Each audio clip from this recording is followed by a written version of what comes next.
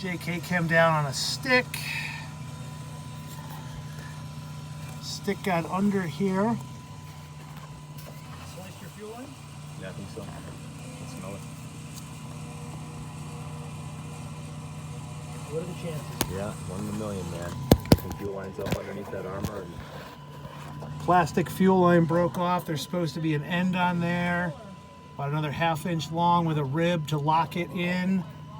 There's the 90-degree fitting with the locking tab, and the 1/2 inch end is broken off inside there. Gotta go out. Take another 2 inch.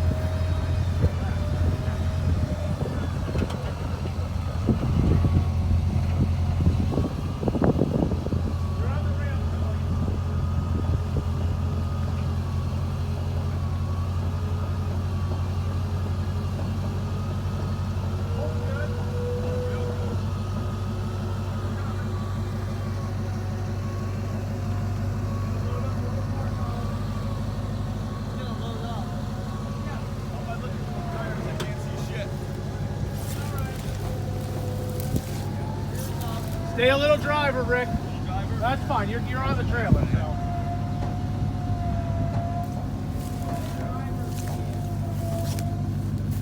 We're almost there.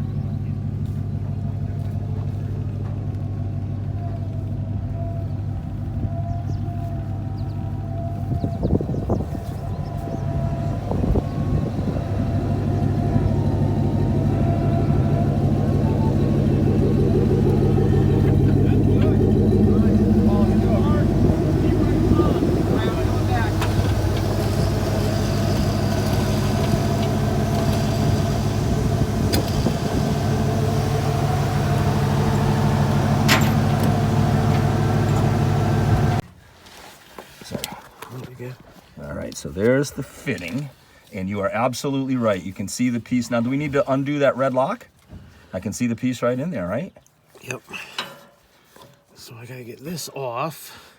So what we have here is a busted fuel line at that 90-degree connector, and we believe the insert is stuck inside there. So that's problem one.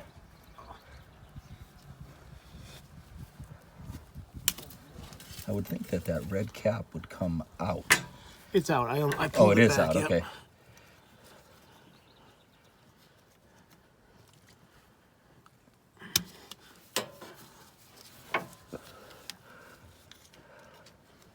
Can you screw like a little? That's. Can I was you thinking put the same thing, screw like into the a holes sheet and metal, like a sheet metal screw or something.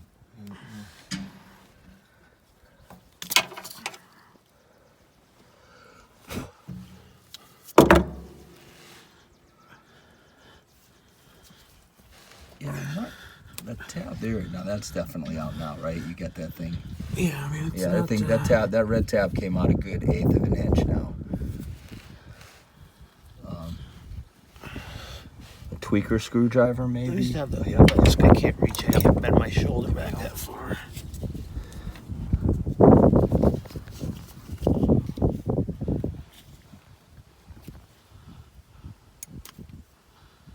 Okay.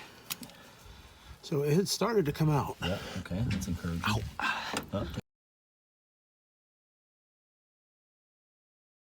So Dan came up with this idea with this bolt. We were able to thread it into the connector.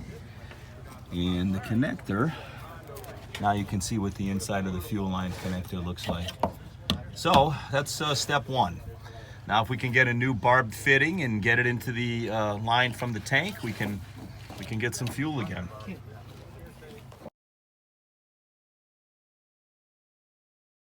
All right, there's Steph and Bob in their new XJ that they bought off of Tom. We see Raymond, the Costa Rican, is back on the trail in Tormenta. But he has a under $1,500 fixing. Miss you. Oh, that's all. 15. 5-speed that he pulled out of the other Jeep that was bent.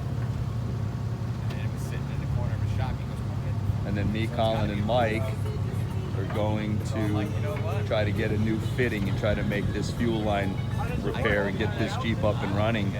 If we do get the part, the battery's damn near dead. There's Wild Bill. Wild Bill. I forgot about Wild Bill.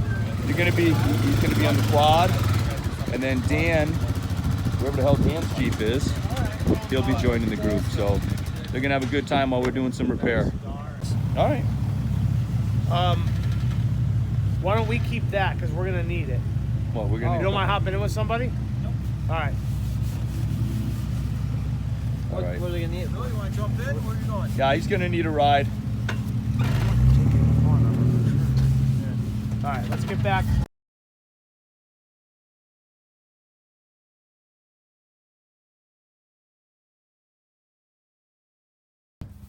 All right, after traveling all over Connecticut, this is what we come up with. This tool, this piece here, which has the little notch for the quick disconnect. Then we'll slide the plastic hose over this, and then we've got these little bands and the tool. So we're optimistic it's gonna work. That's where we're at. Do it. She's seated. That's it. Seated. Okay. Seated pretty damn good too. Yeah. All right. Okay, so after just warming the hose just a little bit, you can see it seated over the ferrule really nice. That's cool. And now we got this special tool to What is that? crimp the hose down. It's gonna make that freaking thing super tight on it. Well, hopefully it is, as long as we can get it to grab.